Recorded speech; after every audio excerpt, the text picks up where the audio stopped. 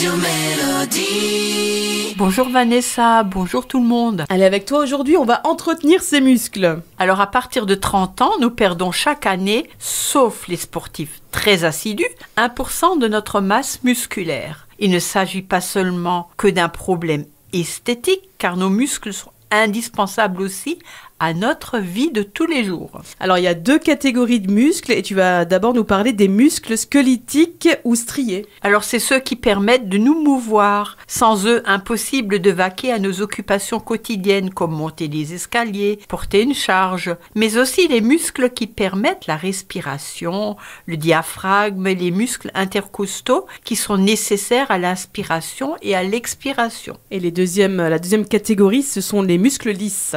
Alors, ils sont présents dans nos organes internes. Leur contraction est nécessaire à la digestion, la circulation sanguine, la miction. Un gros muscle lisse, c'est le muscle cardiaque. Alors pour bien entretenir nos muscles, il faut d'une part pratiquer une activité physique régulière et adaptée. Les muscles se renouvellent sans cesse quand on fait du sport, mais aussi leur apporter les nutriments indispensables. Alors justement, quand tu parles de nutriments indispensables, j'ai toujours entendu dire qu'il fallait manger pas mal de protéines en fait. Tout à fait. Pour une femme de 60 kg environ, il faut compter 50 grammes de protéines par jour à répartir sur la journée.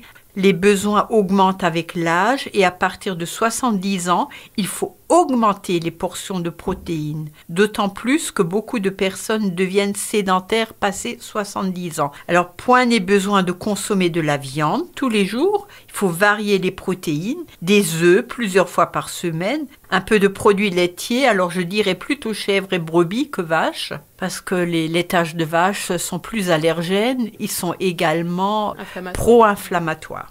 Les protéines végétales, pour cela, il faut toujours associer légumineuses comme des pois chiches, des haricots secs, des pois cassés, des lentilles avec une céréale comme le riz, la semoule, les pâtes, le quinoa, de façon à avoir la même quantité de protéines, les acides aminés indispensables que dans la viande, les œufs, le poisson. Donc il faut associer les deux. Pensez aussi à vous hydrater suffisamment car l'eau est indispensable à l'acheminement des nutriments et de l'oxygène dans vos muscles, mais aussi à éliminer l'acide lactique, un déchet métabolique fabriqué lors des activités sportives. Et sachez que la déshydratation est source de blessures musculaires et tendineuses. Et on parlait également, surtout dans les années 80, on disait que le sucre, c'est le starter du muscle, bien entendu, mais pas le sucre pur, le sucre blanc. Les sucreries, les gâteaux, le chocolat. On parle surtout